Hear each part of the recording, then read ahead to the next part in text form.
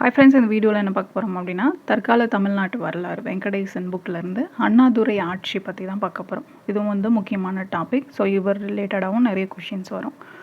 So பார்க்கலாம். அண்ணாதுரை ஆட்சி 1967 to 69 அவருடைய ஆட்சி. பாரதிதாசனுடைய கோட்ஸ் கொடுத்துருக்காங்க. தமரென்றும் தானென்றும் நினைப்பதன்றி தமிழ்நாட்டின் நலத்திற்கே உயிர் உடல்கள் அமைகவென இரவு பகல் உழைக்கும் மேலோன் அப்படின்னு சொல்லி பாரதிதாசன் அண்ணாவை பற்றி சொன்னதை கொடுத்துருக்காங்க. அடுத்தது அண்ணா பற்றி பார்த்தோம் அப்படின்னா 1909 செப்டம்பர் 15 காஞ்சிபுரத்தில் ஒரு எளிய செங்குந்தர் நெசவாளர் குடும்பத்தில் பிறக்கிறார். ஸோ இவருடைய இயற்பெயர் வந்து அண்ணாதுரை. இவருடைய தந்தை நடராஜ முதலியார், தாய் பங்காரு அம்மாள். ஸோ குடும்பம் வந்து வறிய நிலையில் இருந்ததுனால அவங்களுடைய சிற்றன்னையான ராஜாணி அம்மையார் தான் அண்ணாவை வந்து வளர்க்குறாங்க. இவருடைய ஸ்கூலிங்ஸ் அப்படின்னு பார்த்தோம்னா காஞ்சிபுரம் பச்சையப்ப ஸ்கூலில் தான் முடிக்கிறாரு. அது முடித்ததுக்கப்புறமா சென்னை பச்சையப்பன் கல்லூரியில் வந்து அவருடைய போஸ்ட் கிராஜுவேஷன் வந்து முடிக்கிறாரு. 1934 எக்கனாமிக்ஸில் பொருளாதாரத்தில் முதுகலை பட்டம் வந்து வாங்குறாரு. இதுக்கு இடைப்பட்ட காலத்தில் 1930 அவருக்கும் ராணிக்கும் இடையில் திருமணம் ஆகுது. ஸோ காலேஜில் இருக்கும்போதே சிறந்த பேச்சாளராகவும் எழுத்தாளராகவும் இருந்திருக்காரு. நிறைய பேச்சு போட்டி பட்டிமன்றங்கள்லாம் இவர் பங்கேற்றிருப்பார். தமிழ் ஆங்கிலத்தில் புலமை மிக்கவராக இருந்திருக்காரு. இவர் எழுதின முதல் கட்டுரை வந்து தமிழரசு அப்படின்ற பத்திரிகையில் வெளியாகுது. இவரோட ஆங்கில கட்டுரை வந்து கட்டுரை போட்டியில் முதல் பரிசு பெறுது. அதே மாதிரி இவருடைய முதல் சிறுகதை ஆனந்த விகடனில் வெளியாகுது. பச்சையப்பன் கல்லூரி மாணவர் சங்க பொதுச் செயலாளராக 1931 கல்லூரி பொருளாதார அமைப்போடைய தலைவராக 1933 இருந்ததுனால மாணவர்கள்கிட்ட இவருக்குன்னு ஒரு செல்வாக்கு இருந்தது. அடுத்ததாக இவருடைய அரசியல் பொது வாழ்க்கை வந்து எப்படி வந்துச்சு அப்படின்னு கொடுத்துருக்காங்க. அதுக்கு முக்கிய காரணமாக இருந்தவர் ஆங்கில பேராசிரியர் வரதராஜன். ஸோ அவர் தான் வந்து அண்ணாவை பொது வாழ்க்கைக்கு வந்து அறிமுகப்படுத்தியிருக்காரு. இந்த வரதராஜன் பற்றி பார்த்தோம் அப்படின்னா பேச்சாற்றல் மிக்கவர், ஆங்கில புலமை மிக்கவர், சென்னை பிராமணர் அல்லாத சங்க தலைவராக இருந்திருக்காரு. நீதி கட்சியோடைய பேச்சு புயல்னு சொல்லக்கூடிய ராமசாமி முதலியாரோடைய தேர்தல் பிரச்சார குழு பொறுப்பாளராகவும் இருந்தவர். இவர் அதாவது வரதராஜனும் நீதி கட்சியோடைய வெங்கடசாமியும் சமூக நீதி, பிராமணர் அல்லாதோர் முன்னேற்றம், அரசியல் கட்சி மூலமாக சமுதாய மாற்றத்தை ஏற்படுத்துவதுன்னு அந்த சமுதாய பணிகளில் ஈடுபடுறது தான் அண்ணாதுரை பொது வாழ்க்கையில் ஈடுபட காரணக்கர்த்தாவாக இருந்திருக்காங்க.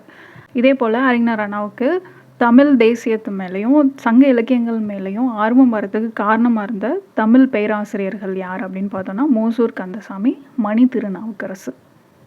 அடுத்ததாக நீதி கட்சியில் அண்ணாதுரை அப்படின்னு கொடுத்துருக்காங்க. 1934 பார்த்தோம் அப்படின்னா இவர் அப்போ தான் பச்சையப்பன் கல்லூரியில் படிச்சிட்ருக்காரு. அப்போது நீதி கட்சி வந்து ஆளும் கட்சியாக இருக்குது. அண்ணாவுடைய பேச்சாற்றல் பார்த்து அப்போது சென்னை மாநகராட்சி மேயராக இருந்த நீதி கட்சியை சேர்ந்த சி பாசுதேவ் அவருடைய ஆங்கில பேச்சை வந்து தமிழில் டிரான்ஸ்லேட் பண்ணணும் அப்படின்னு சொல்லி அண்ணாவை வந்து அழைக்கிறாரு. அவரும் டிரான்ஸ்லேட் பண்ணுறாரு. அவருடைய ஆங்கில பேச்சை விட இவருடைய டிரான்ஸ்லேஷன் வந்து நல்லா இருந்தது அப்படின்றதுனால எல்லாரும் வியப்படைகிறாங்க. இதுக்கப்புறம் தான் மேயர் பாசுதேவ் வந்து பாலபாரதி அப்படின்ற இதழ் நடத்திட்டு இருந்தார். அதை நடத்தக்கூடிய பொறுப்பு அண்ணாதுரைக்கிட்ட கொடுத்துட்டாங்க. அதே போல் காஞ்சி மணிமொழியார் தோற்றுவித்த நவயுகம் இதழுக்கும் நீதி கட்சியோட முதலமைச்சர் பொப்பிலி அரசர் நடத்திட்டு வந்த ஒரு இதழுக்கும் துணை ஆசிரியராக அறிஞர் அண்ணா வந்து பணியாற்றியிருக்காரு. ஸோ எந்தெந்த இதழ்கள் அப்படின்னு ஞாபகம் வச்சுக்கோங்க. பாசுதேவ் நடத்திட்டு வந்த பாலபாரதி இதழை நடத்தக்கூடிய பொறுப்பு அண்ணாதுரை கிட்ட கொடுத்தாங்க. அதே மாதிரி காஞ்சி மணிமொழியார் தோற்றுவித்த நவயுகம் இதழுக்கும் நீதி கட்சியோடைய முதலமைச்சர் பொப்பிலி அரசர் நடத்திட்டு வந்த ஒரு இதழுக்கும் யார் அண்ணா தான் வந்து துணை ஆசிரியராக வந்து பணியாற்றியிருப்பார். அது எந்த இதழ் அப்படின்றத மென்ஷன் பண்ணல. ஸோ இதன் விளைவாக என்ன ஆகுது, அண்ணாதுரை வந்து பச்சையப்பன் கல்லூரியில் அவருடைய மேல் பட்ட படிப்பு 1934 முடிச்சாருன்னு பார்த்தோம் இல்லையா. அந்த டைமில் தான் முடித்த உடனேயே நீதி கட்சியில் வந்து முறைப்படி சேர்றாரு. சேர்றதுக்கு காரணமாக இருந்தவங்க அப்படின்னு பார்த்தோம்னா அரசியல் இரட்டையர்கள் அப்படின்னு சொல்லப்படக்கூடிய சண்டே அப்சர்வர் அந்த இதழோடைய ஆசிரியரான பி பாலசுப்ரமணியனும் நீதி கட்சியோட பத்திரிகையான ஜஸ்டிஸோடைய ஆசிரியர் டிவி நாதனும் தான் வந்து காரணமாக இருந்திருக்காங்க. ஸோ நீதி கட்சியில் அறிஞர் அண்ணா சேர்றதுக்கு இவங்க 2 பேரும் முக்கிய காரணமாக இருந்திருக்காங்க. ஆரம்பத்தில் அறிஞர் அண்ணாவோடைய ஆர்வம் எல்லாம் எதில் இருந்தது அப்படின்னு பார்த்தோன்னா தொழிற்சங்க இயக்கத்தில் தான் இருந்திருக்கும். அதுக்கப்புறம் தான் வந்து நீதி கட்சியின் பக்கம் அவருடைய கவனம் வந்து திரும்பினது அப்படின்னு சொல்லியிருக்காங்க. அடுத்தது திருப்பூர் மாநாடு 1935. ஸோ இங்கே தான் வந்து அண்ணாவும் பெரியாரும் வந்து சந்திக்கிறாங்க. ஒரு ஸ்டூடெண்ட்டாக இருக்கும் போதும் சரி, அப்புறம் நீதி கட்சியில் சேர்ந்ததுக்கப்புறமும் சரி, பெரியார் ஈவேராவோடைய சுயமரியாதை இயக்க நடவடிக்கைகள்லாம் வந்து கூர்ந்து கவனிச்சுட்டு வர்றாரு. அவருக்கு பெரியார் மேலே மரியாதையும் அவருடைய பகுத்தறிவு பிரச்சாரத்தின் மேலே பற்றும் இருந்தாலும் கூட நீதி கட்சியை விட்டு விலகி பெரியாரோடைய சுயமரியாதை இயக்கத்தில் இணையணும் அப்படின்ற எண்ணம் அண்ணாவுக்கு கிடையாது. அப்போ இவங்க எப்போ தான் வந்து நேருக்கு நேர் சந்தித்து பேசக்கூடிய வாய்ப்பு கிடைக்குது அப்படின்னா 1935 மே 20, 21 தேதிகளில் திருப்பூரில் ஒரு மாநாடு நடக்குது. என்ன மாநாடு அப்படின்னு பார்த்தோம்னா 2வது செங்குந்தர் இளைஞர் மாநாடு. 2 நாள் மாநாடு இது. 1935 மேல நடக்குது. அப்போ தான் வந்து பெரியாரும் அண்ணாவும் வந்து சந்திச்சுக்கிறாங்க. மாநாட்டிலலாம் பேசினதுக்கு அப்புறமா சந்தித்து பேசிக்கிறாங்க. அடுத்ததாக இவருடைய தேர்தல் அனுபவம் பற்றி சொல்லியிருக்காங்க. 1936 நடந்தது. ஸோ அறிஞர் அண்ணா வந்து நீதி கட்சியில் சேரும்போதே நீதி கட்சி வந்து சரிவு பாதையில் இருந்துச்சு. நீதி கட்சியில் சேராமல் பெரியார் வந்து சுயமரியாதை இயக்கத்தை நடத்திட்டு இருந்திருப்பார். இந்திய தேசிய காங்கிரஸ் வந்து தேசிய இயக்கமாக இந்திய விடுதலைக்காக போராடிட்டு இருந்திருக்கோம். அது மட்டும் இல்லாமல் அடுத்த ஆண்டு வரக்கூடிய 1937 நடக்கிற பொது தேர்தலில் வந்து போட்டியிடணும் அப்படின்னு சொல்லி காங்கிரஸ் கட்சி வந்து தயார்படுத்திட்டு இருந்திருப்பாங்க. அண்ணாவுடைய எண்ணம் என்ன அப்படின்னா, அரசியல் கட்சி மூலமாக தேர்தலில் பங்கேற்று ஆட்சி அமைச்சு அரசாங்கத்தால் தான் சமுதாய மாற்றத்தை ஏற்படுத்த முடியும் அப்படின்னு நினச்சி அவர் வந்து தேர்தல் அரசியலை வந்து தேர்ந்தெடுக்கிறார். ஸோ அதுக்கான வாய்ப்பு கொடுக்கணும் இல்லையா? அப்போது நீதி கட்சியில் பிரபலமாக இருந்த ஒருத்தரான குமாரராஜா முத்தையா செட்டியார் தான் அண்ணாதுரைக்கு வந்து அந்த வாய்ப்பை வழங்குறாரு. சென்னை மாநகராட்சிக்கு பெத்துநாயக்கன்பேட்டை தொகுதியிலேருந்து போட்டியிடுறதுக்கான வாய்ப்பை அறிஞர் அண்ணாவுக்கு குமாரராஜ முத்தையா செட்டியார் வந்து ஏற்படுத்தி கொடுக்குறாரு. 1936 நீதி கட்சியின் சார்பாக காங்கிரஸ் வேட்பாளருக்கு எதிராக அறிஞர் அண்ணா வந்து போட்டியிட்டாலும் அதில் வந்து வெற்றி பெறலை. ஸோ பேச்சாற்றல் மட்டுமே தேர்தலில் வெற்றி பெறத்துக்கு போதாது அப்படின்ற அரசியல் உண்மையை அப்போ தான் வந்து உணர்றாரு. அடுத்ததாக துறையூர் மாநாடு 1937. திருப்பூர் சந்திப்புக்கு அப்புறமா 1935 அந்த மாநாட்டில் வந்து 2 பேரும் சந்திச்சிருப்பாங்க. யார்? பெரியாரும் அண்ணாவும். இந்த 2 ஆண்டு இடைவெளிக்கு அப்புறமா திரும்ப பெரியாரோட அழைப்பின் பெயரில் அண்ணாதுரை வந்து ஈரோடு போகிறாரு. அங்கே போனதுக்கப்புறம் பெரியார் நடத்திட்டு வந்த குடியரசு அப்புறம் விடுதலை இதழ்களோட முழு நேர துணை ஆசிரியராக அண்ணா வந்து பொறுப்பேற்கிறாரு. இவருடைய எழுத்தாற்றல், அறிவாற்றல் இதனால் பெரிதும் கவர்ந்த பெரியார் என்ன பண்ணுறாரு, துறையூரில் நடத்தின சுயமரியாதை மாநாட்டுக்கு தலைமை தாங்கக்கூடிய வாய்ப்பை அண்ணாவுக்கு வந்து கொடுக்குறாரு. 1937 மாநாட்டுக்கு அந்த வாய்ப்பை வந்து அண்ணா முழுமையாக பயன்படுத்திக்கிறாரு. அந்த மாநாட்டில் உரை நிகழ்த்துறாரு. அது எல்லாரையும் கவருது. ஸோ இவருடைய திருப்பூர் பேச்சு, துறையூர் பேச்சு தமிழ்நாட்டு மக்கள்கிட்ட இவருக்கான செல்வாக்கு பெருக காரணமாக இருந்தது அப்படின்றத சொல்லியிருக்காங்க. அடுத்ததாக இந்திய எதிர்ப்பு போராட்டம் 1937 to 39. ராஜாஜி சென்னை முதலமைச்சராக பொறுப்பேற்றதுக்கு அப்புறமா 1937 இந்திய வந்து கட்டாய பாடமாக்கியிருப்பார். ஸோ இதனால் இந்திய எதிர்ப்பு போராட்டம் வந்திருக்கும், நம்ம நிறைய பார்த்துருக்கோம். அந்த போராட்டத்தில் பெரியாரும் அண்ணாவும் பங்கேற்றிருப்பாங்க. ஸோ அந்த இதில் பெரியாருக்கு வந்து ஓராண்டு சிறை தண்டனையும் அண்ணாவுக்கு வந்து 4 மாத சிறை தண்டனையும் வந்து கொடுத்துருப்பாங்க. அண்ணா முதல் முறையாக சிறைக்கு போனது இந்த டைம் தான் 1938.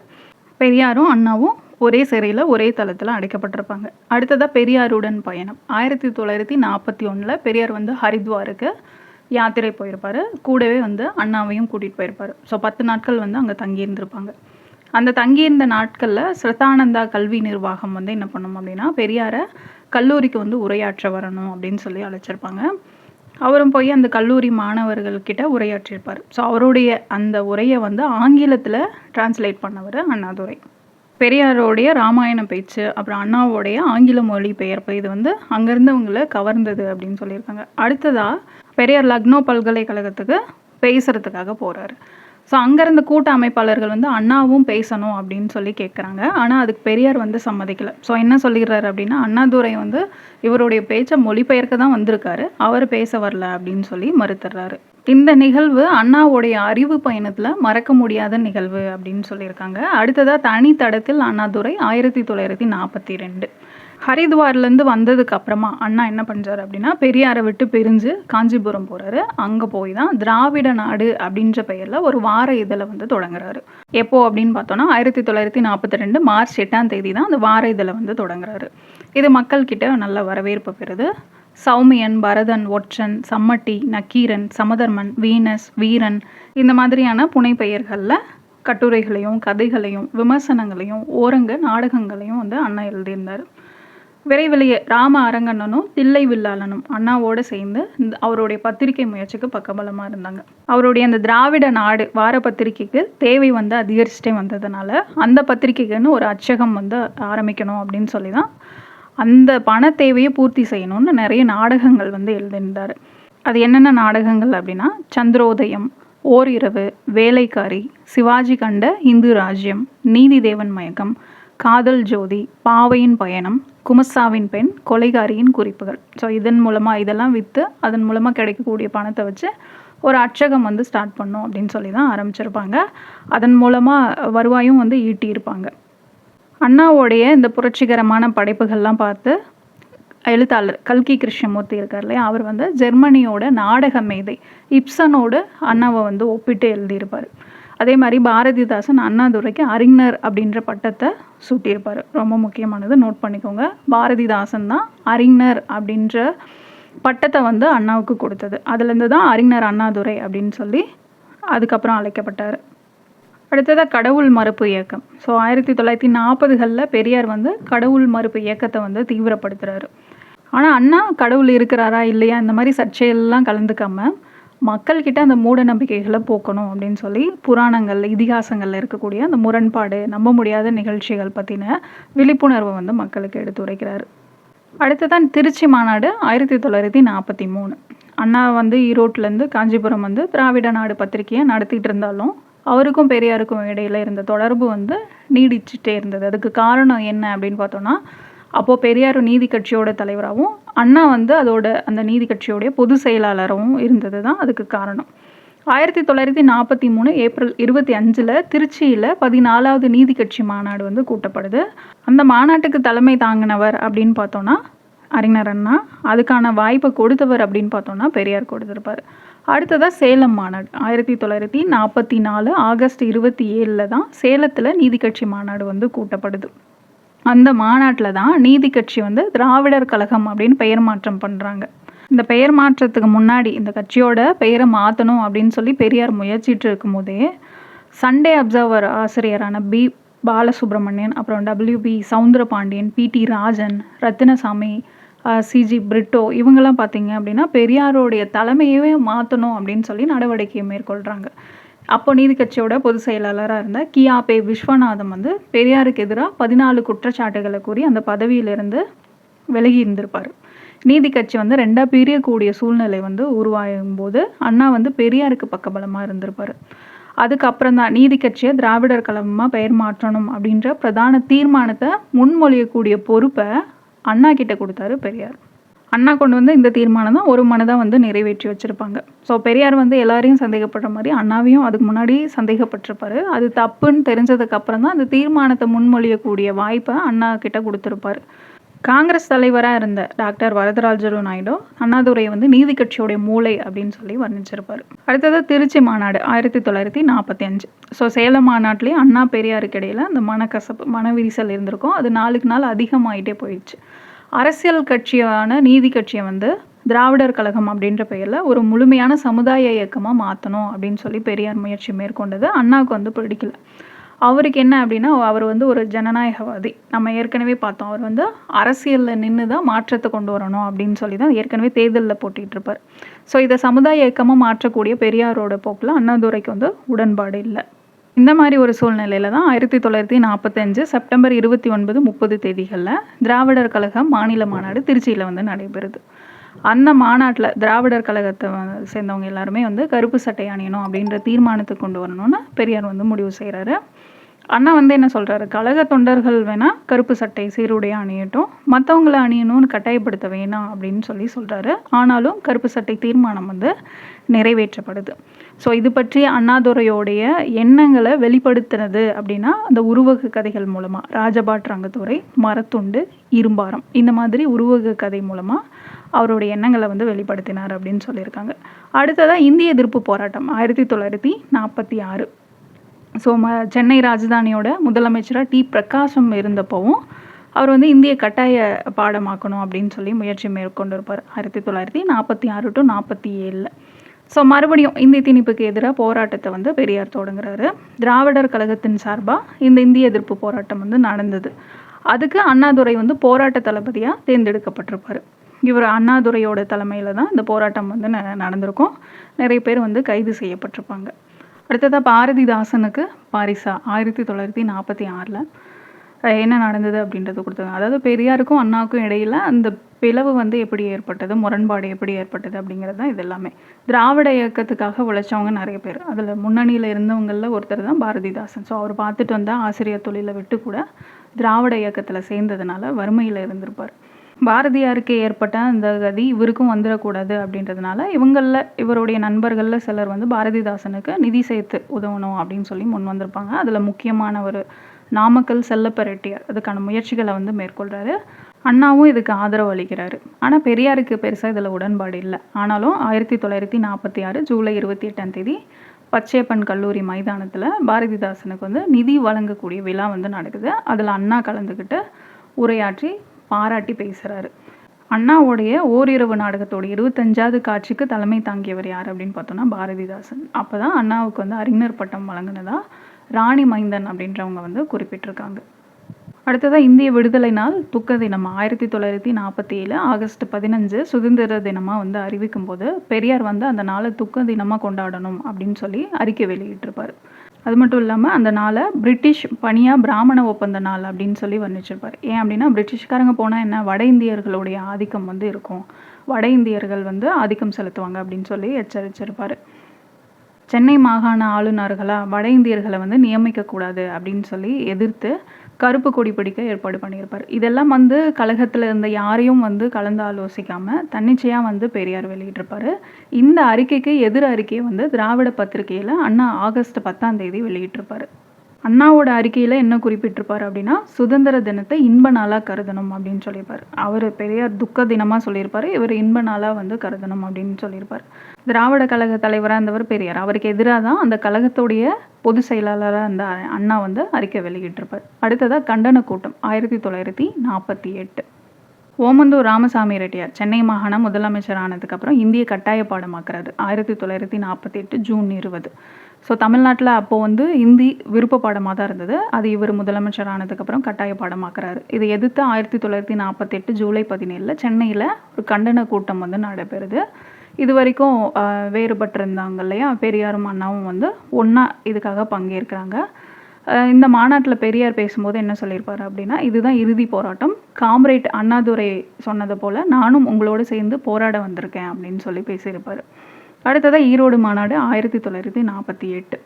ஸோ பெரியார் 1948 அக்டோபர் 23, 24 தேதிகளில் ஈரோட்டில் இந்திய எதிர்ப்பு மாநாடு வந்து கூட்டுறாரு. அதுக்கு தலைமை வகிக்கணும் அப்படின்னு சொல்லி அண்ணாவை வந்து கேட்டுக்கிறாரு. அந்த அழைப்பையும் ஏற்றுக்கிட்டு அண்ணா வந்து ஈரோடு போகிறாரு. இந்த மாநாட்டில் திருவிக்காவும் கலந்துக்கிறாரு. ஸோ அந்த மாநாட்டில் தான் பெரியார் வந்து என்ன சொல்லியிருப்பார் அப்படின்னா, கழக பெட்டி சாவியை வந்து அண்ணாதுரைக்கிட்ட கொடுத்துட முடிவு பண்ணியிருக்கேன் அப்படின்னு சொல்லி அறிவிச்சிருப்பார். இதுக்கப்புறம் பெரியார் மணியம்மை திருமணம் 1949. 1949 ஜூலை 9 பெரியாருக்கும் மணியம்மைக்கும் திருமணம் நடக்குது. 70 வயதான பெரியார் வந்து 30 வயதான மணியம்மையை திருமணம் பண்ணிக்கிட்டதே எல்லாருக்கும் அதிர்ச்சி தான். ஆனாலும் அதுக்கான காரணத்தை அவர் சொல்லியிருப்பார் இல்லையா, அதை விட அதிர்ச்சி இருந்தது. என்ன அப்படின்னா, கழகத்தை கட்டி காக்க தன்னை மாதிரி பொறுப்பான யாரும் இல்லை, தனக்கு நம்பிக்கைக்கு பாத்திரமான ஒருவர் தேவை. அதுக்கு வந்து எனக்கு பின்னாடி இந்த கழகத்தை கட்டி காக்கிறதுக்கு வாரிசு வேணும், மணியம்மையை வந்து வாரிசாக்குவதற்காக தான் இந்த சட்ட ரீதியான பதிவு திருமணம் வந்து நான் செஞ்சுக்கிறேன் அப்படின்னு சொல்லியிருப்பார்.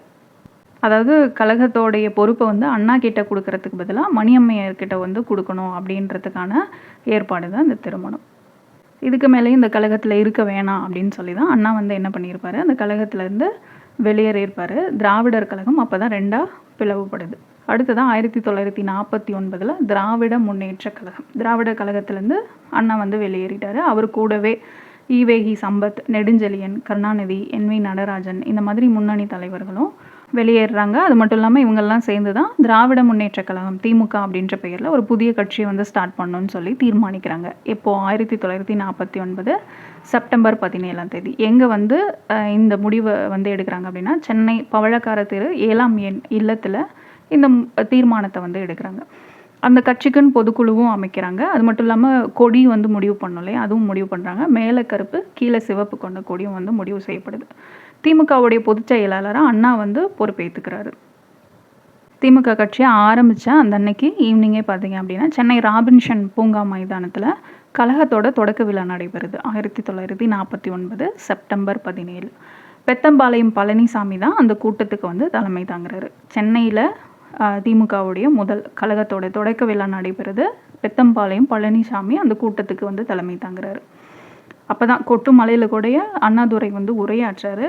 பெரியார் தான் அவருடைய நிரந்தர தலைவர் அப்படின்னும், அவருக்காக தான் தலைவர் நாற்காலியை காலியாக வச்சிருக்கிறதாகவும் குறிப்பிட்டிருப்பாங்க. ஸோ இவர் வந்து பொதுச் செயலாளராக தான் பொறுப்பேற்றிருப்பார்.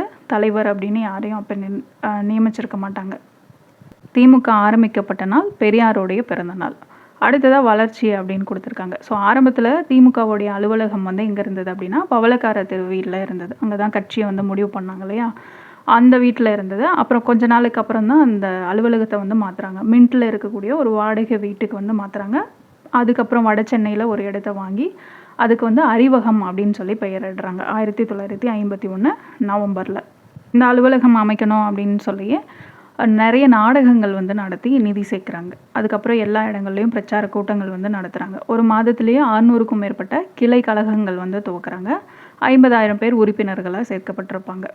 அடுத்ததாக முதலமைச்சர்களின் பங்களிப்புன்னு கொடுத்துருக்காங்க. அதாவது திமுக ஆரம்பிக்கப்பட்டதுலேருந்து யாரெல்லாம் இருந்தாங்க அப்படிங்கிறது தான் இதில் இருக்கும். ஸோ திமுக ஸ்டார்ட் பண்ணும்போது, அதாவது செப்டம்பர் 17 1949, அப்போது சென்னை ராஜதானியோட முதலமைச்சராக யார் இருந்தாங்க அப்படின்னா குமாரசாமி ராஜா வந்து இருந்திருப்பார். இவர் திமுகவை வந்து தேச விரோத சக்தியாக பார்க்குறாரு. ஸோ எப்படியாவது அடக்குமுறையை பயன்படுத்தி அவங்கள தலை தூக்க விடாமல் பண்ணிடலாம் அப்படின்னு சொல்லி தான் அண்ணாவோட ஆரியை மாயக்கு இப்போ தடை விதிச்சிருப்பார். அதாவது வெளியிட்டு அது 7 ஆண்டு ஆயிடுச்சு. 1950 தடை செய்யப்பட்டு அவர் மீது வழக்கு தொடரப்பட்டிருக்கும். அண்ணா வந்து விதிக்கப்பட்ட அபராத தொகையை கட்ட மறுத்து சிறைக்கு போயிருப்பார். இந்த வழக்கு விசாரணைக்காக அடிக்கடி திருச்சி வந்து போயிட்டு வந்திருப்பார். அதுக்கப்புறம் ஒரு வழியாக வழக்கு வந்து தள்ளுபடி செய்யப்பட்டிருக்கும். அடுத்ததாக ராஜாஜி. குமாரசாமி ராஜாவுக்கு அப்புறம் முதலமைச்சரானவர் அப்படின்னா ராஜாஜி 1952 to 54 வரைக்கும். ஸோ அவர் அந்த நேரத்தில் கொண்டு வந்த அந்த குலக்கல்வி திட்டம் அப்படிங்கிறதுக்கு எதிராக திமுக வந்து போராட்டத்தை நடத்தியிருப்பாங்க. ஸோ மாபெரும் போராட்டத்துக்கு அப்புறமா ராஜாஜி வந்து பதவி விலகி இருப்பார். அடுத்ததாக காமராஜர். ராஜாஜிக்கு அப்புறம் முதலமைச்சரானவர் காமராஜர். காமராஜர் முதலமைச்சரானதை திமுக வரவேற்றாலும் காமராஜருடைய அந்த தட்சிண பிரவேச ஆதரவு திட்டத்தை வந்து இவங்க ஆதரிக்கலை. ஸோ அந்த திட்டத்தை வந்து திமுக கடுமையாக எதிர்த்திருக்கும். அதே மாதிரி இந்த தமிழ்நாடு பெயர் மாற்றம் பற்றின காமராஜருடைய அரசாங்கத்துடைய சமரச தீர்வை திமுக ஏற்றுக்கல. அந்த தீர்வு என்ன சொல்லியிருக்கோம் அப்படின்னா, தமிழ்நாடு அப்படின்ற பெயரை ஆங்கிலத்திலையும் அழைக்கப்படுவதற்கேற்ப இந்திய அரசியலமைப்பு சட்டம் வந்து திருத்தப்படணும் அப்படின்னு சொல்லி வலியுறுத்தியிருப்பாங்க. இதை வந்து திமுக எதிர்த்திருக்கும். ஸோ இந்த கோரிக்கையெல்லாம் திமுக வந்து பிரச்சார பொருளாக்கியது. ராஜாஜியோட குலக்கல்வி திட்டம், காமராஜரோட இந்த தட்சிண பிரவேசம், அப்புறம் தமிழ்நாடு பெயர் மாற்றம், இதெல்லாம் வந்து அவங்களுக்கு சாதகமாக பயன்படுத்திக்கிறாங்க. காமராஜருக்கு அப்புறம் காமராஜர் திட்டத்தின் கீழே அவர் பதவி விலகினதை தொடர்ந்து 1963 அக்டோபர் 2 பதவி விலகியிருப்பார். அதுக்கு அடுத்ததாக முதலமைச்சரானவர் அப்படின்னா பக்தவட்சலமாக இருப்பார். 1963 to 67 வரைக்கும் இவர் முதலமைச்சராக இருந்திருப்பார். 1963 மத்திய அரசாங்கம் வந்து ஒரு சட்டம் கொண்டு வராங்க. என்ன, பிரிவினை தடை சட்டம் அப்படின்னு சொல்லிட்டு. அதன் விளைவாக திமுக வந்து இது வரைக்கும் திராவிட நாடு பிரிவினை வந்து கேட்டுட்டு இருந்திருப்பாங்க. அந்த கோரிக்கையை வந்து கைவிட்டிருப்பாங்க. ஸோ அது வரைக்குமே தமிழ்நாடு தனி நாடு வேணும் அப்படின்னு சொல்லி கேட்டுட்டு இருந்திருப்பாங்க, திராவிட நாடு அப்படின்றது. ஆனால் அந்த சட்டத்துக்கு அப்புறமா அந்த கோரிக்கையை வந்து கைவிட்டிருப்பாங்க. அதுக்கப்புறம் 1963 மத்திய அரசு இந்திய ஆட்சி மொழியாக்கும் அரசியல் சட்ட திருத்தத்தை வந்து கொண்டு வருது. அதை எதிர்த்து திமுக வந்து அரசியல் சட்ட எரிப்பு போராட்டத்தை வந்து துவங்குறாங்க. போராட்டம் ஸ்டார்ட் பண்ணுறதுக்கு முன்னாடி, அதாவது 1963 நவம்பர் 17 போராட்டம் ஸ்டார்ட் பண்ண முடிவு பண்ணுறாங்க. அதுக்கு முன்னாடியே திமுக தலைவர்கள்லாம் கைது செய்யப்படுறாங்க. எப்போது, நவம்பர் 13 அதில் அண்ணாவும் ஒருத்தர். அண்ணாவும் கைது செஞ்சு அவர் மீது வழக்கெல்லாம் தொடரப்பட்டிருக்கும். அது மட்டும் இல்லாமல் அவருக்கு 6 மாதம் கடுங்காவல் தண்டனை வந்து விதிக்கப்பட்டிருக்கும். ஸோ இந்த சட்ட எரிப்பு போராட்டமும் திமுகவுக்கு வந்து மக்கள்கிட்ட வரவேற்பை கொடுக்குது. இதுக்கப்புறம் 1964 மே 27 நேரு வந்து மரணம் அடைஞ்சிருப்பார். ஸோ அவருடைய வாக்குறுதியும் மீறி 1965 ஜனவரி 26 இந்தி வந்து ஆட்சி மொழியாகும் அப்படின்னு சொல்லி மத்திய அரசு அறிவிக்கிறாங்க. இந்த அறிவிப்புக்கு அப்புறமா தமிழ்நாட்டில் வரலாறு காணாத இந்தி எதிர்ப்பு போராட்டம் வந்து நடக்குது. ஸோ சட்டம் ஒழுங்கெல்லாம் சீர்குலையுது. ஸோ நேருவோடைய வாக்குறுதி நிறைவேற்றப்படும் அப்படின்னு சொல்லி இந்திய பிரதமரும் மாநில முதலமைச்சரும் உறுதி அளித்ததுக்கு அப்புறமா இந்த 18 நாள் போராட்டம் வந்து விலக்கி கொள்கிறாங்க. 1965 பிப்ரவரி 12 இந்த போராட்டம் வந்து கைவிடப்படுது. கைது செய்யப்பட்ட தலைவர்கள் வந்து விடுதலை செய்யப்படுறாங்க. இந்த போராட்டத்தோட விளைவாக 1967 நடந்த தேர்தலில் திமுக வந்து வெற்றி பெறுது. இது வரைக்கும் தமிழ்நாட்டில் காங்கிரஸ் ஆட்சி இருந்திருக்கும். ஸோ அதுக்கப்புறம் தான் இப்போது தமிழ்நாடு ஆட்சி வந்து திராவிட முன்னேற்ற கழகத்துக்கு மாறி இருக்கும். காங்கிரஸை வந்து தனித்து போட்டிட்டு ஜெயிக்க முடியாது அப்படின்னு ஏற்கனவே அண்ணாக்கு தெரியும். அதனால் என்ன பண்ணுறாரு, கூட்டணியை வந்து உருவாக்குறாரு. அந்த கூட்டணியை வந்து ஐக்கிய முன்னணி கூட்டணி அப்படின்னு சொல்லி அழைச்சிருப்பாங்க. அந்த கூட்டணியில் யாரெல்லாம் இருந்தாங்க அப்படின்னா, ராஜாஜியோட சுதந்திரா கட்சி, மார்க்சிஸ்ட் கம்யூனிஸ்டோட கட்சி, பிரஜா சோஷலிஸ்ட் கட்சி, சம்யுக்தா சோஷலிஸ்ட் கட்சி, தமிழ்நாடு உழைப்பாளர் கட்சி, இந்திய குடியரசுக் கட்சி, இந்தியன் யூனியன் முஸ்லீம் லீக், இந்த கட்சிகள்லாம் அந்த கூட்டணியில் இருந்தது திமுக கூட. சிவஞான கிராமணியாரின் தமிழரசு கட்சி வேட்பாளர்களும் ஈவேகி சம்பத்தோடைய நாம் தமிழர் கட்சி வேட்பாளர்களும் திமுக உதயசூரியன் சின்னத்தில் போட்டியிடுறாங்க. இந்திய கம்யூனிஸ்ட் கட்சி இந்த தேர்தலில் தனிச்சு போட்டிட்டு இருப்பாங்க. ஸோ இந்த கூட்டணிக்கான முக்கிய காரணம் வந்தவர் ராஜாஜி தான். ஸோ காமராசருடைய காங்கிரஸ் ஆட்சியை வந்து கவிழ்க்கணும் அப்படிங்கிறது தான். அதனாலேயே திமுகவுக்கு வந்து ஆதரவு கொடுத்துருப்பாரு. அடுத்தது பெரியாரோட ஆதரவோட காங்கிரஸ் வந்து போட்டிட்டு இருப்பாங்க. ஸோ இப்போ வந்து தேர்தல் பிரச்சாரம் நடக்குது. திமுக வந்து மக்கள் பிரச்சனைகளை வந்து தேர்தல் பிரச்சார பொருளாக பயன்படுத்திக்கிறாங்க. அது என்னென்ன அப்படின்னு பார்த்தோம்னா, இந்தி திணிப்பு, வடநாட்டவருடைய ஆதிக்கம், தமிழ்நாடு பெயர் மாற்றம், அப்புறம் உணவு பஞ்சம், விலைவாசி உயர்வு, வேலையில்லா திண்டாட்டம், இந்த மாதிரி பிரச்சனைகளை வந்து பெருசுப்படுத்தி பிரச்சாரம் வந்து செய்கிறாங்க திமுக. திமுகவுடைய தேர்தல் அறிக்கையில் முக்கியமாக ₹1 3 படி அரிசி கொடுக்கறதா வாக்குறுதி கொடுத்துருப்பாங்க. இதுதான் அண்ணாவுடைய படி அரிசி திட்டம் அப்படின்லாம் சொல்லுவாங்க. ரூபாய்க்கு 3 படி அரிசி லட்சியம், 1 படி நிச்சயம் அப்படின்னு சொல்லியிருப்பாரு அண்ணா. அடுத்ததாக தேர்தல் உத்திகள். தேர்தல் பிரச்சாரத்துக்காக நிறைய திரைப்படங்களையும் நடிகர்களையும் 2 கட்சிகளுமே வந்து பயன்படுத்திக்குது. காங்கிரஸும் பயன்படுத்துகிறாங்க, திமுகவும் பயன்படுத்துகிறாங்க. இதில் காங்கிரஸ் பார்த்தோம்னா சிவாஜியும் நாகேஷும் நடித்த வாழ்க நம் தாயகம் அப்படின்ற திரைப்படத்தை வந்து பல இடங்களில் போட்டு காட்டுறாங்க. சிவாஜி கணேசனும் பத்மினியும் காங்கிரஸ் சார்பாக பிரச்சாரம் பண்ணுறாங்க. இதே மாதிரி திமுகவும் பண்ணுவாங்க இல்லையா. எம்ஜிஆர் நடித்த படங்களையும் அவங்களுடைய வசனங்கள், பாடல்கள்லாம் பயன்படுத்திக்கிறாங்க.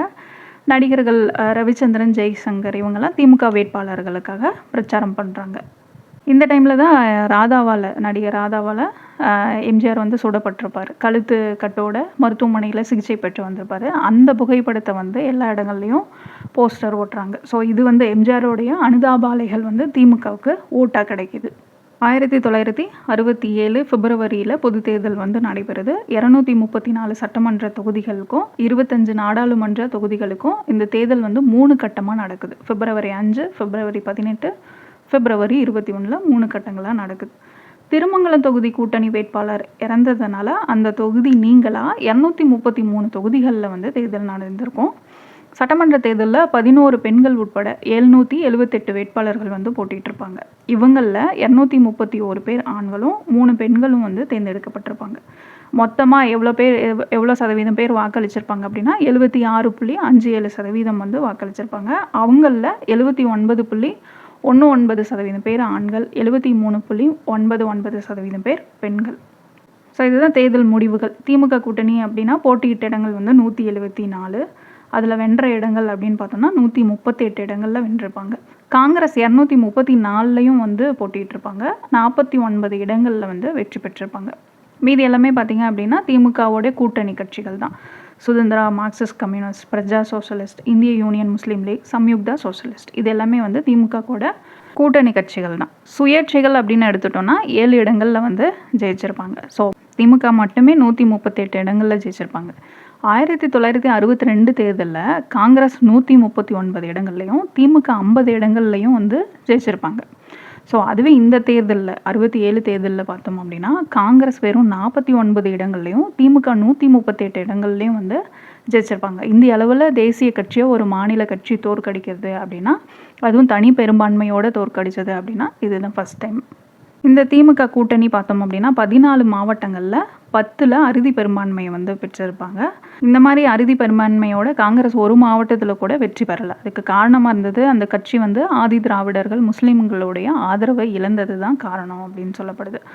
இந்த தேர்தல்லையே நிறைய கட்சிகள் வந்து கூட்டணி இல்லாமல் தனித்து வந்து போட்டிகிட்ருப்பாங்க. இந்திய கம்யூனிஸ்ட், ஃபார்வர்ட் பிளாக்கு, இந்திய குடியரசு கட்சி, பாரதிய ஜனசங்கம்.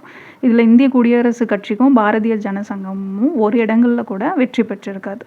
இந்திய கம்யூனிஸ்ட் தனித்து போட்டிட்டாலும் 2 இடங்களில் தான் வந்து வெற்றி பெற்றிருப்பாங்க. ஃபார்வர்ட் பிளாக் வந்து ஒரு தொகுதியில் வந்து ஜெயிச்சிருப்பாங்க. நாடாளுமன்றத்துக்கான 25 இடங்களில் போட்டியிட்ட திமுக 25 இடங்கள்லையுமே வந்து ஜெயிச்சிருக்கும். இந்தியாவில் வேற எந்த கட்சிக்குமே கிடைக்காத வரலாற்று சாதனை அப்படின்னு சொல்லி மு. கருணாநிதி வந்து குறிப்பிட்டிருப்பாரு. திமுகவோட இந்த வெற்றியை சோக சம்பவம் அப்படின்னு சொல்லி பெரியார் கூறியிருப்பார். அடுத்ததாக திமுக ஆட்சி ஏற்பு. திமுக சட்டப்பேரவை உறுப்பினர்கள் வந்து அண்ணாவை சட்டசபை திமுக தலைவராக தேர்ந்தெடுக்கிறாங்க 1967 மார்ச்சில். அவர் வந்து தென் சென்னை நாடாளுமன்ற மக்களவை தொகுதியில் இருந்திருப்பார். அதுக்கு பதிலாக அங்கேருந்து விலகி அதுக்கப்புறம் ஆளுநரால் சட்டமன்ற மேலவைக்கு வந்து நியமிக்கப்பட்டிருப்பார் 1967 ஏப்ரல் 22. ஆளுநர் வந்து அண்ணாவை ஆட்சி அமைக்க வந்து அழைச்சிருப்பார். அவரும் வந்து நெடுஞ்செழியன், கருணாநிதி இவங்களோட போய் அமைச்சர்களுடைய பட்டியலை வந்து கொடுத்துருப்பார். அதுக்கப்புறம் தான் ஆளுநர் வந்து அப்போ யார் ஆளுநராக இருந்தாங்க அப்படின்னா உஜ்ஜவ் சிங் 1967 மார்ச் 6ஆம் தேதி ராஜாஜி மண்டபத்தில் அண்ணாவுக்கு பதவி பிரமாணமும் ரகசிய காப்பு பிரமாணமும் வந்து செஞ்சு வைக்கிறாரு. ஆளுநர் மாளிகையில் நடந்திருக்கணும், அதுக்கு பதிலாக ராஜாஜி மண்டபத்தில் தான் இந்த பதவியேற்பு நிகழ்ச்சி வந்து நடைபெறுது. அடுத்தது அமைச்சரவை. அண்ணாவுடைய அமைச்சரவையில் யார் யார் இருந்தாங்க அப்படிங்கிறது ரொம்ப முக்கியமானது, அதை பார்த்துக்கோங்க. நெடுஞ்செழியன் வந்து கல்வி அமைச்சராக இருந்திருப்பார். கருணாநிதி பொதுப்பணித்துறை அமைச்சராகவும், மதியழகன் உணவு அமைச்சராகவும் உணவுத்துறை, கோவிந்தசாமி விவசாயத்துறை, சத்தியவாணி முத்து ஆதி திராவிட நலம், இதை நோட் பண்ணிக்கோங்க. மாதவன் சட்ட அமைச்சராகவும், ஜாதிக் பாட்ஷா மக்கள் நல்வாழ்வுத்துறை அமைச்சராகவும், முத்துசாமி உள்ளாட்சிக்கான அமைச்சராகவும் பொறுப்பேற்றுக்கிறாங்க. முதலமைச்சர்கிட்ட நிதி அப்புறம் உள்துறை இலாக்காக்கள் வந்து இருந்திருக்கும். 1967 மார்ச் 17ஆம் தேதி சீபா ஆதித்தனார் வந்து சட்டப்பேரவை சபாநாயகராக தேர்ந்தெடுக்கப்பட்டார். ஸோ அண்ணா தலைமையிலான அமைச்சரவையில் சட்டப்பேரவை சபாநாயகராக இருந்தவர் சீபா ஆதித்தனார். அடுத்தது அண்ணாதுரையின் சாதனைகள் அப்படின்னு சொல்லி கொடுத்துருக்காங்க. திமுகவுடைய தேர்தல் வெற்றிக்கு அப்புறமா மாபெரும் வெற்றி விழா வந்து கொண்டாடப்படுது. எங்கே அப்படின்னு பார்த்தோன்னா மெரினா கடற்கரையில். ஸோ அங்கே வந்து பேசின அறிஞர் அண்ணா என்ன சொல்லியிருப்பார் அப்படின்னா, பிழைக்கஞ்சி நடந்து கொள்ள வேண்டும் அப்படின்னு சொல்லி அறிவுரையெல்லாம் சொல்லியிருப்பார். இந்த தேர்தல் வெற்றிக்கு அப்புறமா நிறைய பேரை போய் சந்திக்கிறார். அதில் முக்கியமானவர் வந்து ராஜாஜி, திமுக விஷக்கிருமிகள் அப்படின்னு சொல்லி வர்ணித்த முன்னாள் முதலமைச்சர் பக்தவட்சலம், சட்டமன்ற மேலவை தலைவர் மாணிக்கவேல் நாயக்கர், ஆளுநர் உஜ்ஜல் சிங் இவங்கெல்லாம் சந்தித்து ஆசி பெறுறாரு. இதுக்கப்புறம் திருச்சிக்கு போய் அவருடைய அரசியல் ஆசானான பெரியாரை சந்தித்து அவருடைய வாழ்த்துக்களையும் பெறாரு. இந்த சந்திப்பு பார்த்திங்க அப்படின்னா 18 ஆண்டுகளுக்கு அப்புறம் தான் நடைபெறுது. 18 ஆண்டுகளுக்கு அப்புறம் தான் அண்ணாவும் பெரியாரும் வந்து சந்திச்சுக்கிறாங்க. அண்ணாவுடைய கொள்கைகள் அப்படின்னு பார்த்தோன்னா, இந்திய இறையாண்மையை ஏற்றுக்கொண்டு பல்வேறு கலாச்சாரங்களை உள்ளடக்கிய இந்திய துணை கண்டத்தில் தமிழரின் தனித்தன்மையை நிலைநாட்டணும், மத்திய அரசோட மோதலை தவிர்த்து இணக்கமாக செயல்பட்டு தமிழ்நாட்டுக்கு தேவையான வளர்த்திட்டங்களை வந்து நிறைவேற்றணும், மாநில சுயாட்சிக்கு தேவையான உரிமைகளை பெறுவதற்கான வகையில் அரசியல் அமைப்பு சட்டத்தில் தேவையான திருத்தங்களை செய்ய வலியுறுத்துறது, ஆரோக்கியமான மத்திய மாநில உறவை வந்து மேம்படுத்தணும், கூட்டுறவு கூட்டாட்சிக்கான முயற்சிக்கணும், விஞ்ஞான சோஷலிசத்துக்கு வடிவம் கொடுக்கணும். ஸோ ஜனநாயகம், சமத்துவம், சமூக நீதி, மத நல்லிணக்கம், சமய சார்பற்ற நல்லாட்சி, இதுதான் அண்ணாவுடைய கொள்கைகளாக இருந்தது. அண்ணா ஒரு மதசார்பற்ற தமிழ் தேசியவாதி. அவருடைய ஆட்சி வந்து சமய சார்பற்றது. மதம் வந்து அரசியலோட கலக்கக்கூடாது அப்படின்றதுனாலேயே அரசாங்க அலுவலகங்களில் கடவுள் படங்களை வைக்கக்கூடாது அப்படின்லாம் ஆணையிட்டிருப்பார். பட் அவர் வந்து கடவுளை எதிர்க்கவும் இல்லை. அடுத்ததாக நிர்வாக நெறி. வழக்கமாக முதலமைச்சராக ஒருத்தவங்க பொறுப்பேற்றாங்க அப்படின்னா அந்த அரசாங்க அதிகாரிகளை வந்து இடமாற்றம் பண்ணுவாங்க. ஆனால் அந்த வழக்கத்துக்கு மாறா அண்ணா என்ன பண்ணுறாரு அப்படின்னா, முன்ன காங்கிரஸ் முதலமைச்சரின் கீழே யாரெல்லாம் பணியாற்றினாங்களோ அந்த அதிகாரிகளையே வந்து தொடர்ந்து வச்சுக்கிட்டாரு. அப்போ தான் வந்து நிர்வாகம் தொடர்ச்சியாக இயங்கும் அப்படிங்கிறத சொல்லியிருப்பார். அது மட்டும் இல்லாமல் நிர்வாக சிக்கனத்தோடைய சின்னமாக திகழ்ந்தவர் அண்ணா அப்படின்னு சொல்கிறாங்க. ஏன்னா அமைச்சர்களோட ஊதியத்தை வந்து பாதியாக குறைச்சிருப்பார். சிறிய கார்களை தான் அமைச்சர்களும் அதிகாரிகளும் பயன்படுத்தணும் அப்படின்லாம் சொல்லியிருப்பார். ஒரு சாதாரண வீட்டில் தான் அவர் குடியிருந்திருப்பார். சென்னை நுங்கம்பாக்கம் அவென்யூ ரோட்டில் ஒரு சாதாரண வீட்டில் தான் குடியிருந்திருப்பார். ஆடம்பரம், ஆரவாரம் இதெல்லாம் வந்து தவிர்த்திருப்பார். அவங்களோட குடும்பத்தினர் வந்து நிர்வாகத்தில் தலையிடாமல் வந்து பார்த்துக்கிட்டார். ராஜாஜியோட யோசனை ஏற்ற தலைமைச் செயலகத்துலேயும் அரசாங்க அலுவலகங்கள்லையும் கட்சிக்காரங்க போய் அதிகாரிகளை சந்திக்கிறத கட்டுப்படுத்தியிருப்பார். அடுத்ததாக படியரிசி திட்டம். நம்ம ஏற்கனவே பார்த்தோம், திமுகவுடைய தேர்தல் பிரச்சாரத்திலேயே இந்த படியரிசி திட்டம் வந்து சொல்லியிருந்திருப்பாங்க. அதாவது ரூபாய்க்கு 3 படி அரிசி கொடுக்கறது அப்படின்னு சொல்லியிருந்திருப்பாங்க. இதை நிறைவேற்றணும் அப்படின்னு சொல்லிட்டு தான் 1967 மே 15 இந்த படியரிசி திட்டத்தை வந்து துவக்கி வைக்கிறாங்க, கோவையிலையும் சென்னையிலையும். அதாவது 1 ரூபாய்க்கு 1 படி அரிசி அப்படிங்கிற திட்டம் தான் படியரிசி திட்டம் ஸ்டார்ட் பண்ணி வைக்கிறாங்க. இந்த துவக்க திட்டத்துக்காக அப்போ 5 கோடி ரூபா வந்து செலவிடப்பட்டது. அந்த திட்டத்தில் 31 லட்சம் ஏழைகள் வந்து பயனடைஞ்சிருப்பாங்க. அடுத்ததாக இலவச கல்வி. கல்வி வளர்ச்சிக்கும் அதிக முக்கியத்துவம் கொடுக்குறாரு. ஸோ நடைமுறையிலிருந்த இலவச துவக்க மற்றும் உயர்நிலை பள்ளி படிப்பை அடுத்த நிலைக்கு கொண்டு போகிறாரு. எப்படி அப்படின்னு பார்த்தோன்னா, இப்போ மாதம் 1500 ரூபாய்க்கு கம்மியாக யாரெல்லாம் பெற்றோர்கள் வந்து இருக்கிறாங்களோ அவங்களுடைய பிள்ளைகளை வந்து இலவச பல்கலைக்கழக முன் சட்ட கல்வி பெறத்துக்கு வழிவகுக்கப்படுது. இந்த இலவச சட்ட கல்வியை யார் வேணாலும், அதாவது வறுமை இருக்கிறவங்க மட்டும், ஜாதி வேறுபாடு இல்லாமல் எல்லா வகுப்பினரும் வந்து வறுமையில் இருந்தாங்க அப்படின்னா அதை வந்து பயன்படுத்திக்கலாம். வறுமையை மட்டும்தான் இது அளவுகோலாக கொண்டது. இதனாலேயே அந்த நீதி கட்சியோடைய அந்த கொள்கையிலேருந்து முற்றிலும் மாறுபட்ட திட்டம். அவங்க வந்து ஜாதிவாரி இடஒதுக்கீடு கேட்டிருப்பாங்க. இவர் வந்து அந்த வறுமையை மட்டும் அளவுகோலாக வச்சு தான் இந்த திட்டத்தை வந்து கொண்டு வந்திருப்பார். இந்த கல்வி வளர்ச்சிக்காக முன்ன இருந்த அரசாங்கம் செலவிட்டதை விட 7 கோடி ரூபாய் வந்து அதிகமாக செலவிட்டாங்க இவங்களுடைய ஆட்சியில். அடுத்ததாக விவசாய வளர்ச்சி. ஸோ வறுமை ஒழியணும் அப்படின்னா விவசாயியோடைய வளர்ச்சி பன்மடங்கு பெருகணும். ஜமீன் ஒழிப்பு சட்டம் விளைவாக நிலமிழந்தோருக்கு வந்து பட்டா வழங்குறதுக்கான அரசாங்க ஆணை வந்து இவங்களோட ஆட்சியில் வந்து பிறப்பிக்கப்பட்டது. ஆயிரக்கணக்கான ஏழை விவசாயிகள் இதன் மூலமாக வந்து பயனடைஞ்சிருப்பாங்க. இதே மாதிரி தஞ்சை டெல்டா விவசாயிகளுடைய உரிமைகளை பாதுகாக்கணும் அப்படின்றதுக்கான சட்டத்தை வந்து நிறைவேற்றுறதுக்கான முயற்சியும் மேற்கொண்டிருப்பார். நில உச்சவரம்பை 30 ஏக்கர்லேருந்து 15 ஏக்கராக குறைக்கிறதுக்கான நடவடிக்கைகளும் வந்து இவருடைய ஆட்சியில் எடுக்கப்பட்டது. அடுத்ததாக விஞ்ஞான சோஷலிசம். ஸோ அவருடைய பொருளாதார கொள்கைக்கு விஞ்ஞான சோஷலிசம், சயின்டிஃபிக் சோஷலிசம் அப்படின்னு சொல்லி பெயர் வச்சிருப்பார். சோஷலிசம் அப்படிங்கிறது சேம நலம் மட்டுமல்ல, சேமத்துக்கு உறுதி தருவது மட்டுமல்ல, சமத்துவத்தை உண்டாக்க பாடுபடுவதே சோஷலிசம் அப்படின்னு சொல்லி வரையறுக்கிறார். சமத்துவம் அப்படிங்கிறது எல்லாரையும் ஒரே மாதிரி நடத்துறது இல்லை, எல்லாருக்கும் சம வாய்ப்பு தரது தான். குறிப்பாக தாழ்த்தப்பட்ட பிற்பட்ட வகுப்பினருக்கும் சமுதாயத்தோடைய கடைசி தளத்துக்கு விரட்டப்பட்டவர்களுக்கும் சம வாய்ப்பு வழங்குறது தான் சோஷலிசம் அப்படின்லாம் சொல்லியிருப்பார். இதை தான் காந்தி வந்து கடையனுக்கும் கடை தேட்டம் அப்படின்னு சொல்லியிருப்பார். அடுத்ததான் நேருவோடைய கலப்பு பொருளாதாரம். அரசாங்கம் ஏற்று நடத்தக்கூடிய தொழில்கள் வந்து உயர்ந்த அளவு லாபத்தோடு இருக்கணும். அந்த லாபத்தை மறுபடியும் தொழிலே முதலீடு பண்ணி மக்கள் நல பெருக்கத்துக்கு வந்து பயன்படுத்தணும் அப்படின்றது தான். அதாவது பொதுத்துறையும் தனியார் துறையும் சேர்ந்து மக்கள் நலனை மையமாக கொண்டு இயங்கணும். ஸோ என்ன சொல்கிறாங்க, காந்தியோட கடையனுக்கும் கடை தேற்றம் கோட்பாடும் நேருவோடைய கலப்பு பொருளாதார கொள்கையும் சேர்ந்த கலவை தான் அண்ணாவுடைய விஞ்ஞான சோஷலிசம் அப்படின்றத சொல்லியிருக்காங்க. அடுத்தது அவருடைய தொழில் பெருக்கம். சேலம் எஃகு ஆலையும் தூத்துக்குடி துறைமுகமும் வந்து உடனடியாக கொண்டு வருவதற்கான முயற்சி வந்து இவருடைய ஆட்சி காலத்தில் மேற்கொள்ளப்பட்டது.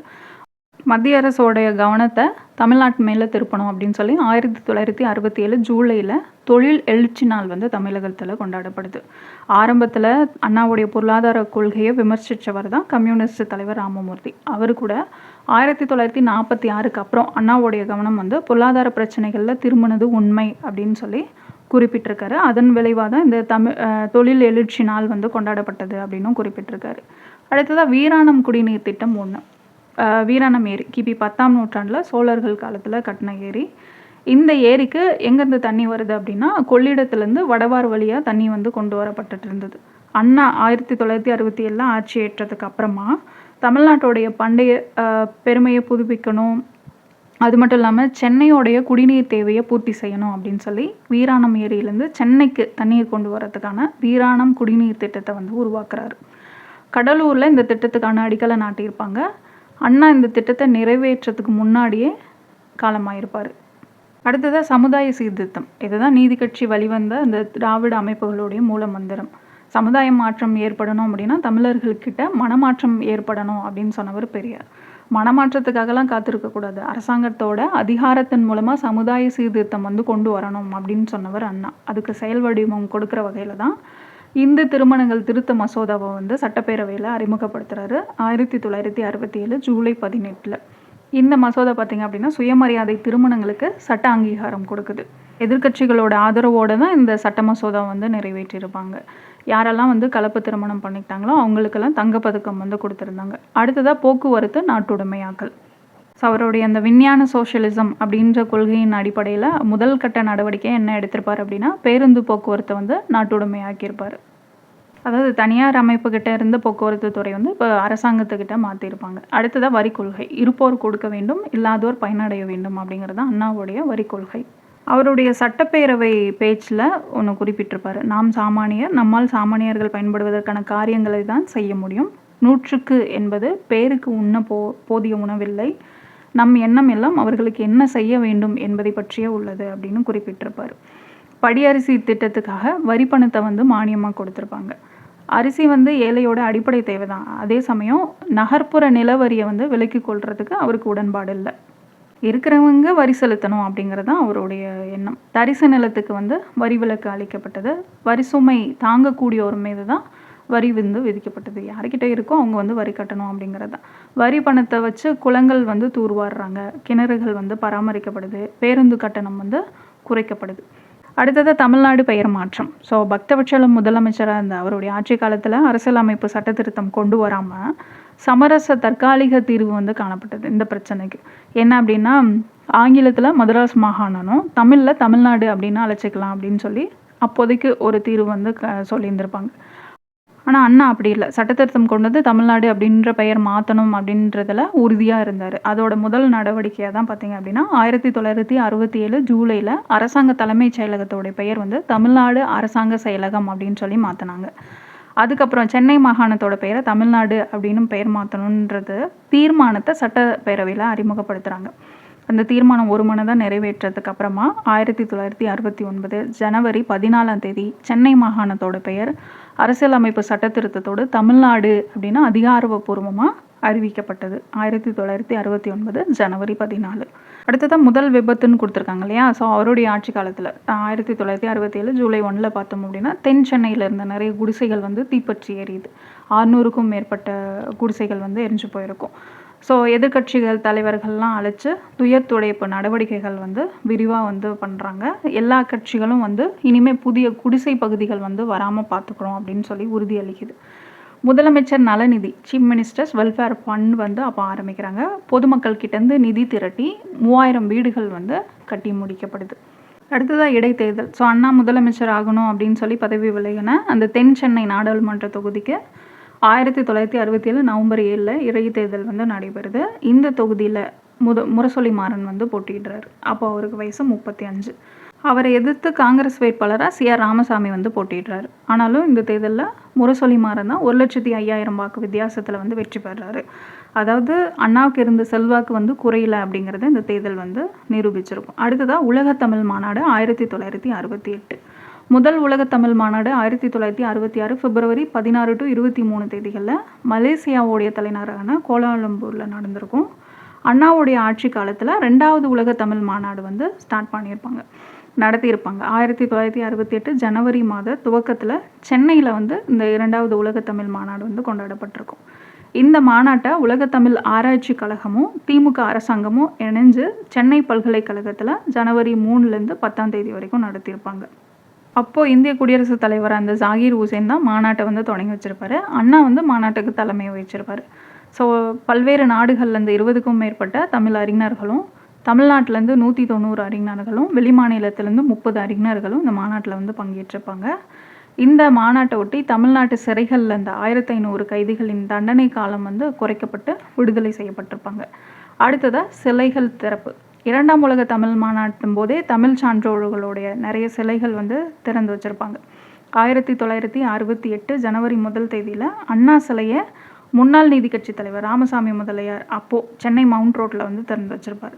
அதுக்கப்புறம் மெரினா கடற்கரையில் Thiruvalluvar, Kannagi, Kamban, Joseph Beschi, Veeramamunivar, G U Pope, Robert Caldwell, V O. Chidambaram, Bharathidasan இவங்களுடைய சிலைகள்லாம் ஜனவரி 2ஆம் தேதி வந்து திறந்து வைக்கப்படுது. அடுத்த நாள் பார்த்தோம் அப்படின்னா ராஜாஜி கலை கண்காட்சியை வந்து ஜனவரி 3ஆம் தேதி திறந்து வைக்கிறாரு. அடுத்ததான் மாணவர் மொழி போராட்டம். 1963 ஆட்சி மொழிகள் சட்டம் அஃபிஷியல் லாங்குவேஜ் ஆக்ட் வந்து கொண்டு வந்திருப்பாங்க. அதை வந்து திருத்தி 1968 ஜனவரி 8ஆம் தேதி வந்து திருத்த சட்டமாக நடைமுறைக்கு கொண்டு வந்திருப்பாங்க. இந்த சட்டத்தோட இந்தி வந்து படிப்படியாக ஆட்சி மொழி ஆவதற்கான ஏற்பாடு செய்யப்படும் அப்படின்னு சொல்லி நாடாளுமன்ற தீர்மானமும் இருந்ததுனால தமிழ்நாட்டு மாணவர்கள் வந்து இந்த தீர்மானத்துக்கு எதிராக ஆர்ப்பாட்டத்தில் ஈடுபடுறாங்க. இந்திய எதிர்ப்பு போராட்டம் நடத்தின அண்ணாவோடைய ஆட்சிக்கு மாணவர்களோட இந்திய எதிர்ப்பு ஆர்ப்பாட்டம் அப்படிங்கிறது பெரிய சவாலாக இருந்தது. ஆர்ப்பாட்டத்தினால நிறைய பொது சொத்துக்கள் வந்து சேதப்படுத்தப்பட்டது. அண்ணாவோட உறுதிமொழியை அடுத்து அந்த போராட்டம் வந்து கைவிடப்பட்டது. உறுதிமொழியின் விளைவாக தான் அந்த இருமொழி கொள்கையை வந்து கொண்டு வந்திருப்பாங்க. ஸோ அண்ணாவுடைய ஆட்சி காலத்தில் காங்கிரஸ் அரசாங்கம் பின்பற்றின அந்த மும்மொழி கொள்கைக்கு பதிலாக இருமொழி கொள்கை வந்து பின்பற்றியிருப்பாங்க. இதுக்குன்னு 1968 ஜனவரி 23ஆம் தேதி தமிழ்நாடு சட்டப்பேரவையில் ஒரு அவசர கூட்டம் வந்து கூட்டப்படுது. இனி வந்து தமிழ்நாட்டில் உள்ள எல்லா கல்விக்கூடங்கள்லையும் தமிழ், ஆங்கிலம் அப்படின்ற 2 மொழிகள் மட்டும்தான் கற்பிக்கப்படணும் அப்படின்ற தீர்மானம் வந்து அண்ணாவால் கொண்டு வரப்பட்டு நிறைவேற்றப்படுது. இதே போல் இந்த NCC தேசிய மாணவர் படைகள்லாம் இருக்கும் இல்லையா, இதில் வந்து இந்திய ஆணை சொற்கள் இருக்கும். அதை வந்து நீக்கி விடணும் அப்படின்னு சொல்லி முடிவு பண்ணுறாங்க. இந்த தீர்மானத்தில் இந்திய அரசியல் அனைத்து அங்கீகரிக்கப்பட்ட இந்திய மொழிகளுக்கும் சம அந்தஸ்து வந்து வழங்கணும். எல்லா மொழிகளோட வளர்ச்சிக்கும் மத்திய அரசு வேறுபாடு எதுவும் இல்லாமல் சமமாக நிதி வசதிகளை வந்து வழங்கணும் அப்படின்னு சொல்லியும் இந்த தீர்மானத்தில் வந்து சொல்லியிருந்திருப்பாங்க. அடுத்ததாக நூற்பாலை நெருக்கடி. அண்ணாவோடைய ஆட்சி காலத்தில் நிறைய நூற்பாலைகள் வந்து மூடப்பட்டிருக்கும். இதனால் நிறைய தொழிலாளர்கள் வேலை நிறுத்தத்தில் ஈடுபட்டிருப்பாங்க. அப்போது கம்யூனிஸ்ட் தலைவர்கள் ராமமூர்த்தி, கல்யாண சுந்தரம் இவங்களோட அண்ணா வந்து இவங்களாம் எதிர்க்கட்சி தலைவர்கள், இவங்களோட பேச்சுவார்த்தை நடத்தியிருப்பார். பாதிக்கப்பட்ட தொழிலாளர்களுக்கு வந்து இடைக்கால நிவாரணம் வந்து கொடுத்துருப்பாங்க. மூடப்பட்ட தொழிற்சாலைகள் இருக்கு இல்லையா, அது மறுபடியும் செயல்படணும் அப்படின்றதுக்காக 2.5 கோடி ரூபாய் வந்து பிணை தொகையாக கொடுத்துருப்பாங்க. அடுத்ததாக மாணவர் பேருந்து பணியாளர் மோதல். 1968 மார்ச் 25 சட்டக்கல்லூரி மாணவர்களுக்கும் அரசு பேருந்து ஓட்டுநர் நடத்துனர்களுக்கு இடையில மோதல் ஏற்படுது. அது வன்முறையாக மாறுது. துப்பாக்கி சூடெல்லாம் நடத்தப்பட்டிருக்கும். அதாவது அண்ணாவுடைய ஆட்சி காலத்தில் ஒரே ஆண்டில் 9 போலீஸ் துப்பாக்கி சூடு வந்து நடத்தப்பட்டனதான் எதிர்க்கட்சிகள் வந்து குற்றம் சாட்டியிருப்பாங்க. இந்த மோதல் பற்றி ஒரு நபர் கமிஷன் வந்து நியமிக்கிறாங்க. விசாரணை கமிஷன் கூறினா மன்னிப்பு கேட்க தயார் அப்படின்னு சொல்லி அறிஞர் அண்ணா சொல்லியிருப்பார். அடுத்ததாக மாநில சுயாட்சி. 1968 ஜூலை 28 மாப்போ சிவஞானத்தோடைய தமிழ் அரசு கழக மாநாட்டில் அண்ணா வந்து கலந்துட்டு பேசுகிறாரு. அங்கே தான் மாநில சுயாட்சி கொள்கை பற்றி விளக்குறாரு. திராவிட நாடு அப்படின்ற கோரிக்கையை கைவிட்டாலும் கூட அந்த கோரிக்கைக்கான காரணங்கள் வந்து மாறலை. தமிழ் மொழியை காப்பாற்றணும், தமிழ் பண்பாட்டை பாதுகாக்கணும், தமிழகத்தை தொழில்மயமாக்க மாநில அரசுக்கு அதிக அதிகாரங்கள் அவசியம் அப்படிங்கிறத அந்த மாநாட்டில் வலியுறுத்துறாரு. மாநில சுயாட்சி பற்றி பேசியிருந்தாலும் மத்திய மாநில உறவு வந்து ஆரோக்கியமாக இருக்கணும் அப்படிங்கிறத வலியுறுத்தியிருப்பார். அடுத்ததாக மதுவிலக்கு கொள்கை. ஸோ அது காந்தியோடைய நிர்மாண திட்டம், தேசிய காங்கிரஸோடைய கொள்கை அப்படின்றதுனால அண்ணா நிராகரிக்கலை, அதையும் வந்து பின்பற்றியிருப்பார். அடுத்தது அவருடைய அமெரிக்க பயணம். 1968 ஏப்ரல் 15 அமெரிக்காவோட ஏல் பல்கலைக்கழகத்தோட அழைப்பை ஏற்று அமெரிக்கா போகிறாரு. அமெரிக்கா போகும்போது ரோம் வாட்டிகன் நகரில் போப்பாண்டவரை தனிப்பட்ட முறையில் சந்தித்து பேசியிருப்பார். அதுக்கப்புறம் தான் ஏல் பல்கலைக்கழகத்துக்கு போயிருப்பார். இந்த பல்கலைக்கழகத்தில் நிறைய ஆசிரியர்களோடு மாணவர்களோடு உரையாடி இருப்பார். அது மட்டும் இல்லாமல் நிறைய கேள்விகள் கேட்டிருப்பாங்க. அதில் ஒரு கேள்விக்கு அவர் அளித்த பதில், எந்த கட்சியும் அதிகமாக போனால் 10 ஆண்டுகளுக்கு மேலே ஆட்சியில் இருக்கக்கூடாது, அப்படி பதவியில் நீடித்தது அப்படின்னா அதிகார போதை வந்து தலைக்கேறிடும், நான் அதை தான் வேண்டிக் கொள்கிறேன், அதிகார போதை என் மண்டையில் ஏறாமல் இருக்க வேண்டும் அப்படின்னு சொல்லி பேசியிருப்பார். இவருடைய இந்த பேச்சு வந்து வாய்ஸ் ஆஃப் அமெரிக்கா வானொலியில் ரேடியோவில் வந்து ஒளிபரப்புகிறாங்க. அது மட்டும் இல்லாமல் கான்சாஸ் பல்கலைக்கழகத்திலையும் உரையாற்றியிருப்பார். அடுத்ததாக சோதனைகள் அப்படின்னு கொடுத்துருக்காங்க. நம்பிக்கையில்லா தீர்மானம். அவருடைய 1.5 ஆண்டு ஆட்சிக்கு அப்புறமா, அதாவது 1968 ஆகஸ்ட் 23 திமுக அரசுக்கு எதிராக நம்பிக்கையில்லா தீர்மானம் சட்டப்பேரவையில் கொண்டு வராங்க. அந்த தீர்மானத்தை கொண்டு வந்தவர் யாருன்னா அப்போ எதிர்க்கட்சி தலைவராக இருந்தால் பிஜி கருத்திருமன்.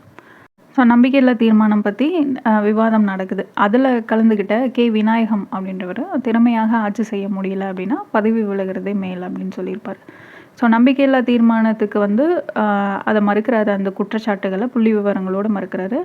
உரிய நேரத்தில் பதவி விலகிறதா வந்து அண்ணா வந்து சொல்லியிருப்பார். அடுத்ததாக கீழ வெண்மணி கொடுமை. 1968 டிசம்பர் 25 தஞ்சாவூர் மாவட்டம் கீழ வெண்மணி கிராமத்தில் ஒரு குடிசைக்குள்ளே 42 ஆதிதிராவிட பெண்களும் ஆண்களும் குழந்தைகளும் வச்சு உயிரோடு எரிக்கப்படுறாங்க. விவசாய கூலியை வந்து அவங்க உயர்த்தி கேட்டிருப்பாங்க, அதனாலேயே வந்து வீட்டுக்குள்ளேயே வச்சு எரிக்கப்பட்டிருப்பாங்க. ஸோ இந்த நிகழ்வு வந்து அண்ணாவுடைய ஆட்சியின் மீது விழுந்து அழிக்க முடியாத கரை அப்படின்னு சொல்லப்படுது. ஊதிய உயர்வு பற்றி நில சொந்தக்காரர்களுக்கும் விவசாய தொழிலாளர்களுக்கு இடையில் சமரசம் பண்ணோம் அப்படின்னு சொல்லி அண்ணா எவ்வளவோ ட்ரை பண்ணியிருப்பாரு. ஆனாலும் வந்து அது தோல்வியில் தான் முடிஞ்சிருக்கும். இந்த குற்றவாளிகள் இந்த வழக்கிலேருந்து தப்பிச்சிருப்பாங்க.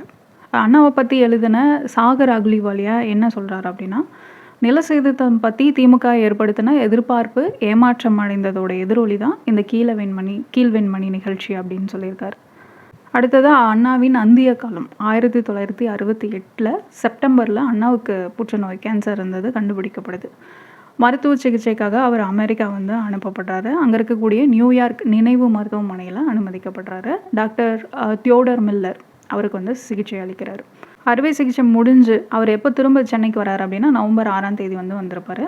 மருத்துவர்களோட ஆலோசனையெல்லாம் பொருட்படுத்தாமல் தமிழ்நாட்டு பெயர் சூட்டு விழாவில் வந்து பங்கேற்று உரையாற்றியிருப்பார் டிசம்பர் 2 அடுத்ததாக டிசம்பர் 15 சிவாஜியோடைய 125வது படமான உயர்ந்த மனிதன் வெளியீட்டு விழாவில் கலந்துக்கிட்டு அவரை வந்து பாராட்டி பேசியிருப்பார்.